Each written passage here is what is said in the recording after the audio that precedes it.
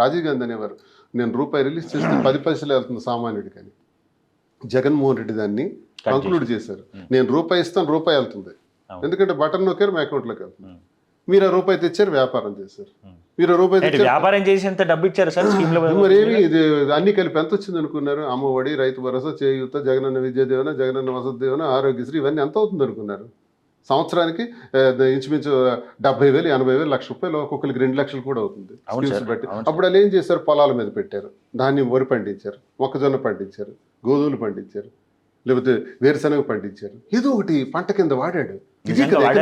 మరి వాడకపోతే ఎలా జరిగింది? ఆనాడు పండిన పంటలు ఏంటి, ఈనాడు పండిన పంటలు ఏంటి? ఆనాడు జరిగిన ఎగుమతులు ఏంటి, ఆనాడు జరిగిన ప్రభుత్వ కొనుగోలు ఏంటి, ఈ రోజు ఏంటి?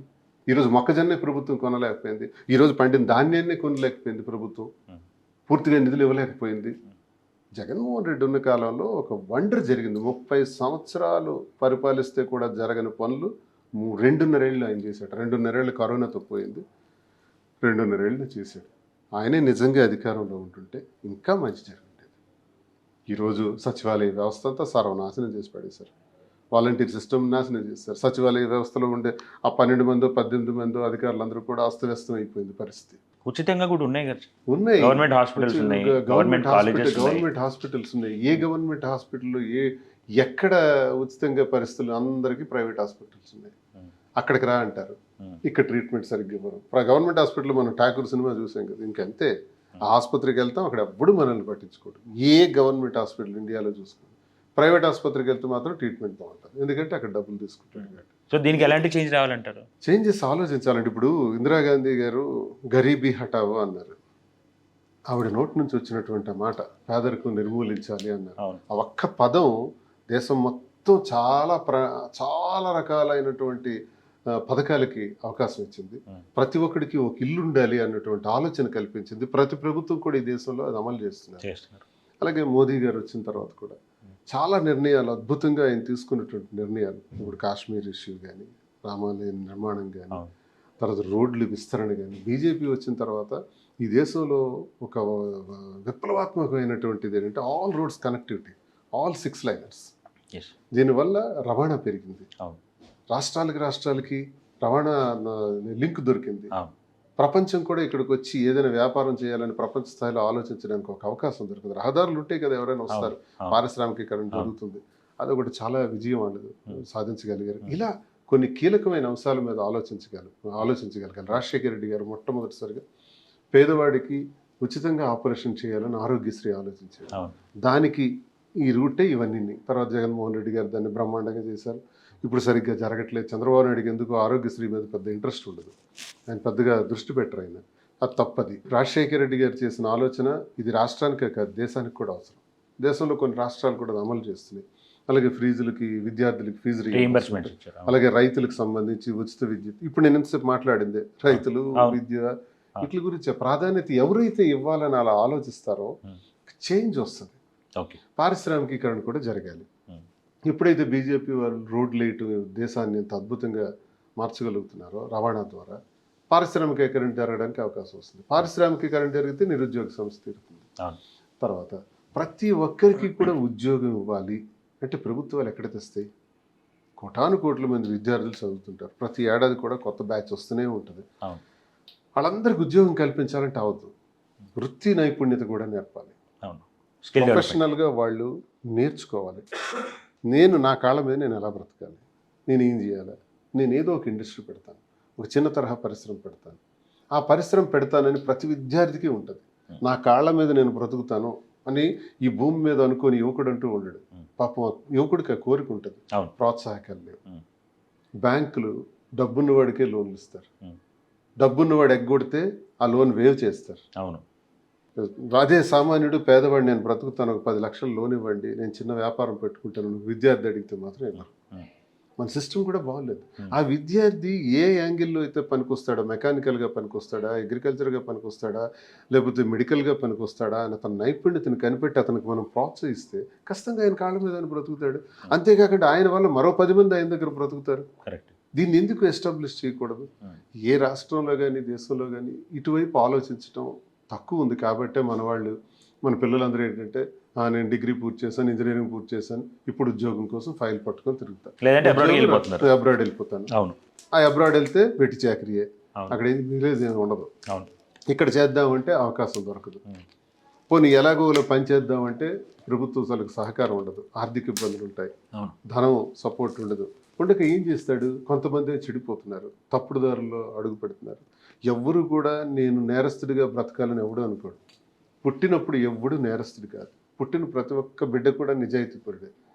పరిస్థితులే అతన్ని నేరస్తుడిగా మారుస్తాయి, పరిస్థితులే అతను అలా తీవ్రమైన నిర్ణయాలు తీసుకోవడానికి అవకాశం ఇస్తాయి తప్ప ఆ పరిస్థితులను చక్కదిద్దలేకపోతే ఏ ప్రభుత్వాల వల్ల ప్రయోజనం ఉంది? సో ఈ పరిస్థితుల్లో మాక్సిమం కాంట్రిబ్యూషన్ అనేది గవర్నమెంట్దే ఉంటుంది, ప్రభుత్వాలే చేయాలి. కాబట్టి దీనికి బూజు పట్టేసినటువంటి నేతలు కాకుండా యువత రావాలి, యూత్ రావాలి, దేశాన్ని వాళ్ళు పగ్గాలు తీసుకోవాలి. ఈరోజు మనం ఏ సగటు పేరెంట్ని పిలిచి నీ పిల్లోడిని ఏం చేస్తామంటే ఒక్కళ్ళన్నా పొలిటీషియన్ చేస్తాననేది మీరు అనుకుంటున్నారా, చెప్తారని మీరు అనుకుంటున్నారా? సో ఈ పరిస్థితి ఎందుకు వచ్చిందంటారు మీరు? అబ్దుల్ కలాం గారు అడిగారు ప్రశ్న, మీలో ఎంతమంది వ్యాపారస్తులు అవ్వాలనుకుంటున్నారంటే చేతులు ఎత్తారు, ఎంతమంది ఇంజనీర్లు అవ్వాలనుకుంటే చేతులు ఎత్తారు, కొంతమంది అన్ని విభాగాలకు ఎత్తారు. ఎంతమంది రాజకీయ నాయకులు అవ్వాలనుకుంటున్నారంటే ఎవరు చేయతారు. ఎందుకు హేట్రీడా, భయమా, లేకపోతే అది ఎందుకు మనకు అన్నటువంటి దానికి మనం పనికిరాం అన్నటువంటి ఉద్దేశమా, ఆ ఫీల్డ్లో మనం ఎస్టాబ్లిష్ కాలేమన్నటువంటి ఉద్దేశం, ఏదో ఒక భయం, ఒక ఆందోళన ఆవహించింది యూత్కి. కాబట్టి వాళ్ళు రాజకీయాలు అనగానే ఇప్పుడు ఎన్ని ఉన్నాయి, దేశం మొత్తం కలిపి 4127 128 అసెంబ్లీస్ ఉన్నాయి, 140 కోట్ల ప్రజలు, 547 పార్లమెంట్లు ఉన్నాయి, ఇంతే కదా. ఇవన్నీ కలిపి మొత్తం అంతా కలిపి 3000 లోపే పోటీ చేసి వారిద్దరు అయితే, లేదు ముగ్గురు అయితే యావరేజ్ని చూసుకుంటారు, లేదా 4 5 అయితే యావరేజ్ని చూసుకుంటారు, అంతా కలిపి 10-15 వేలే. గెలిచేవాళ్ళు 3000, 2800 మంది అయితే ఎంపీలు ఎమ్మెల్యేలతో క్లోజ్. వీళ్ళు ప్రజాప్రతినిధులుగా ఉంటున్నారు, ఓడిపోయిన వాళ్ళంతా ఒక 7-8 మంది ఉంటున్నారు. ఇంతేనా? ఇంతకు మించి ఆలోచించారు. 140 కోట్ల మంది ప్రజల కోసం ఆలోచించేది కేవలం పార్టిసిపేట్ చేసేది కేవలం మాక్సిమం 15,000 లేక 20,000, ఇంతేనా? అన్ని పార్టీలు కలిపి. ఇప్పుడు రాజకీయాలకు రావాలంటే డబ్బు, కొద్దిగా పవర్, ముందే ఇన్ఫ్లుయెన్స్ ఉండి వస్తేనే సక్సెస్ అవుతారు అనే భయం ఉండొచ్చు చాలా మందికి. అది ఎస్టాబ్లిష్ అయిపోయింది బాగా. డబ్బు ఉండాలి, బ్యాక్గ్రౌండ్ ఉండాలి, నాయకుల తాలూకా ఆదరణ ఉండాలి, పార్టీల సపోర్ట్ ఉండాలి. నన్ను ఎవడు ఆదుకుంటాడు, నేను వెళ్తే నన్ను ఎవరు చూస్తారు, నా తల్లిదండ్రులు, మధ్యతరగతి కుటుంబం, నేను రాజకీయాలు చేస్తే నేను కుటుంబాన్ని ఎలా నడిపిస్తాను, నేను ఎలా అనే ఒక ఆందోళన యూత్లో ఉంది. కాబట్టి వాళ్ళు ఎవరూ రాలేకపోతున్నారు, ఆ రంగం అంటే దృష్టి సారించలేకపోతున్నారు. సార్, యాజ్ అ పొలిటీషియన్ మీరు చెప్పండి, ఒక కామన్ మ్యాన్ గా మీరు ఫేస్ చేసిన, అంటే మీరు సాక్రిఫైస్ చేసినవి ఏంటి ఈ జర్నీలో, పొలిటికల్ జర్నీలో మీరు అనుకుంటారు కదా, నేను ఇది నష్టపోయా అనేది మీరు అనుకుంటారు కదా, అలాంటి కొన్ని మీరు చెప్పండి సార్. 25 సంవత్సరాలు నేను కష్టపడి ఉంటే ఈ పార్టీకి నేను ఒక 1000 కోట్ల టర్న్ ఓవర్ నా బిజినెస్లో, నా గ్రానైట్స్లో అని, ఇప్పుడు టెక్స్టైల్స్లో మినిమం 1000 crores చేయాలి. నేను ఇదే నా టాలెంట్స్, నా నాలెడ్జ్, నా హార్డ్ వర్క్ వ్యాపారంలో పెట్టుంటే, నిజానికి రాజకీయాల్లోకి మళ్ళటం వల్ల జీరో, నేను సాధించిన జీరో. సో ఈ భయంతోనే చాలా మంది రాకపోయి ఉండొచ్చు కదా సార్. కారణం అది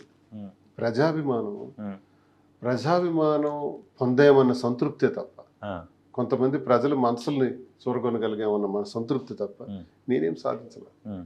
అంటే ఒక మిడిల్ క్లాస్ ఫ్యామిలీ నుంచి వచ్చి రాజకీయమే సర్వస్వం అని నేనే కష్టపడింది సంపాదించింది ఖర్చు పెట్టి ఆఖరికి ఏం సాధించామంటే 25 yearsలో బిగ్ జీరో. నేనేమనుకున్నాను చిన్నప్పుడు, ఏదో ఒక పాపులర్ ఫీల్డ్లో ఉండాలి, ఎస్టాబ్లిష్ అవ్వాలనుకున్నాను, ఆయన పేరు తెచ్చుకోవాలి అని అనుకున్నాను. ఆ పేరు తెచ్చుకునే రంగాల్లో సినిమా రంగం కుదరలా, రాజకీయ రంగం చేసాం, కానీ అది కాదు, సక్సెస్ రాలేదు కదా. అది మీరు పాపులారిటీ కోసం చేశారా, లేకపోతే ఒక మెసేజ్ ని మీరు తీసుకెళ్ళాలని చేశారా? మూవీ వాలంటీర్ అది ఒక అంటే ఇష్యూని బయటికి తేయడం కోసం చేశారా? సబ్జెక్ట్ జగన్మోహన్ రెడ్డి గారి ప్రభుత్వాన్ని ఎందుకు గెలిపించాలి, లేదు మీకున్న ప్యాషన్ కూడా పూర్తి చేసుకున్నా, స్వార్థం కూడా ఉందా? ఇంట్రెస్ట్ కూడా ఉంది. ఓకే, ఇంట్రెస్ట్ మీద తీసాం. సో సరే, ఆ ఫీల్డ్ మనకు సక్సెస్ కాలేదు. రాజకీయ ఫీల్డ్లో కూడా చాలా కష్టపడ్డాం, కానీ నేను అనుకున్నది ఇంకా జనానికి చేయలేకపోయాను, ప్రజలకి. నేను కూడా ఒక అడుగు పైకి వెళ్ళలేకపోయాను. ఇవన్నీ ఏంటంటే, మరి సామాన్యుడికి ఇన్ని కష్టాలు ఉంటే రిజల్ట్ కూడా ఏంటంటే, ప్రభుత్వం కూడా ప్రజాస్వామికంగా ఏం చేయాలంటే, ఓటింగ్ 100 votes. ఇప్పుడు ఫర్ ఎగ్జాంపుల్ 140 కోట్ల జనం ఉన్నారు, ఓటర్స్ ఎంతమంది ఉంటారు? మహా అయితే ఒక 50 కోట్ల మంది అంతమంది ఓటర్స్ ఉంటారు. మన రాష్ట్రానికి తీసుకుంటే తెలంగాణ కానీ ఇవన్నీ చూసుకుంటే ఓ 3 కోట్ల మంది ఆ రాష్ట్రానికి, ఈ రాష్ట్రానికి 2.5 కోట్లు ఉంటారు. మరి జనాభా చూస్తే 10 కోట్లు ఉన్నారు కదా 2 రాష్ట్రాల్లో. ఓట్లు చూస్తే 5 కోట్ల వరకే ఉన్నాయి కదా. సరే, అందులో పెద్దవాళ్ళు, చిన్నవాళ్ళు, 18 సంవత్సరాలు దాటిన వాళ్ళు. ఈ ఉన్న ఓట్లలో కూడా చూసుకుంటే ఫర్ ఎగ్జాంపుల్ 100 ఓట్లు ఉన్నాయంటే 100 ఓట్లలో 75కి మించి పోల్ అవట్లా. అవును, 75కి మించి పోల్ కానప్పుడు ఆ 75 ఓట్లే పోలయ్యేటప్పుడు, ఉదాహరణకి 100కి 75 పోలయ్యేటప్పుడు ముగ్గురు పోటీ చేస్తారు. ముగ్గురు పోటీ చేసినప్పుడు ముగ్గురికి 325 వస్తాయి. ఒకడికి 23,000, ఒకటికి 24,000, ఒకటికి 25,000 వచ్చాయనుకోండి. ఒక 1000 ఓట్లతో ఒకటి గెలుస్తుంది. అవును, అంటే ఆ 1000 ఓట్లతో గెలిచేవాడికి ఎన్ని ఓట్లు వచ్చినట్టు? 100 ఓట్లలో 25 ఓట్లే వచ్చి 25% వచ్చింది. 25% 75% మంది ఆయన ఇష్టపడలా. పోటీ చేసి ఓడిపోయిన వాళ్ళకి ఎంత వెళ్ళినాయి? మరొక 50% వెళ్ళింది. అవును, గెలిచిన వాడికి 25%. రాని వాళ్ళు, ఓటైన వాళ్ళు ఎంతమంది ఉన్నారు? ఇంకా 25%. అవును, అంటే 75% తీర్పుకి వ్యతిరేకంగా 25% గెలిచాడు. దౌర్భాగ్యం ఇది. ఇక్కడ ప్రాబ్లం ఏంటంటే 100% ఓటింగ్ జరగాలి. ఈరోజు స్వాతంత్ర్యం వచ్చి 75 ఏళ్ళు అయిపోయింది, కానీ ఓటింగ్ ఎక్కడ చేయించుకోగలుగుతాం? దాని మీద ఎవ్వరూ దృష్టి పెట్టట్లా. ఎలక్షన్ కమిషన్ అసలు అదొక నిద్రావస్థలో ఉన్న వ్యవస్థ అది. అసలు ఎలక్షన్ కమిషనే ఈ దేశాన్ని మరి ఒక రూల్ ఇంప్లిమెంట్ చేయొచ్చు కదా సార్, కంపల్సరీ ఓట్ వేయాల్సిందే, ఓటర్ ఐడి ఉంది, ఓట్ పడాల్సిందే. ఎలా వేస్తాడు? ఒక రూల్ పెట్టాలి. ఉదయం 7 గంటలకు పోలింగ్ స్టార్ట్ అవుతుంది, సాయంత్రం 6 గంటలకల్లా 5 గంటలకల్లా క్లోజ్ అంటారు. ఎంతమంది వేస్తారు మీ వీధిలో? అందరూ వెళ్ళి క్యూలో నిలబెడితే మాత్రం వేయగలరు. ఆ బూత్కి ఇంచుమించు 700, 800, 1000, 1500 ఓట్లు ఉంటాయి. వాళ్ళు వెళ్ళి క్యూలో నిలబెట్టడానికి 1,00,000 సమస్యలు, కాలాలను బట్టి ఎండాకాలం విపరీతమైన మధ్యలో కొంతమంది వెళ్తారు. కొంతమందికి ఎలా ఉంటుందంటేనండి, క్యూలో వెళ్ళి నిలబడి నేను ఓటు వేయటానికి నా ఆరోగ్యం సహకరించదు, నా స్టేటస్ సహకరించదు, నాకున్న స్టేటస్ని బట్టి నేను అక్కడికి వెళ్ళి క్యూలో నిలబడి నేను ఓటు వేయలేకపోతున్నాను, కానీ నాకు ఓటు వేయాలని ఉంది అని కొంతమంది అబో middle class, higher class people ఎవ్వరు కూడా ఓటింగ్కి రావట్లేదు. మీరు గమనించండి. మేధావులు, మేధావి మౌనం దేశానికి వినాశనం. ఆ మేధావులు ఎంతమంది క్యూలోకి వస్తున్నారు? ఎందుకు రారంటారు? వాళ్ళు నిలబడటానికి ఇష్టం లేదు, వాళ్ళకి క్యూలో ఉండలేరు వాళ్ళు. మరి ఇప్పుడు మార్చాలంటే ఆయనకి ఓటేసే పరిస్థితి కల్పించాలి. పోస్టల్ ద్వారా చేస్తావా, లేదా నెట్వర్క్ ఇప్పుడు వచ్చింది కదా, ఆన్లైన్ ద్వారా ఓటే ఇస్తావా, లేదా బ్యాంక్ ఇప్పుడు ఏటీఎం ప్రతి బ్యాంక్కి ఎన్ని ఏటీఎంలు ఉన్నాయి? అవును, ఆ డబ్బుని అంత జాగ్రత్తగా మెయింటైన్ చేస్తున్నారే. ఒక ఏటీఎం పెట్టి ఆ ఏటీఎంలో 10 లక్షలు 25 లక్షలు పెట్టి అంత పక్కడబందీగా చేస్తున్నారు. ఓటు వేయించుకోలేరా? ఇన్ని ఏటీఎం సెంటర్లు ఆర్బీఐకి ఉందే భారతదేశం మొత్తం.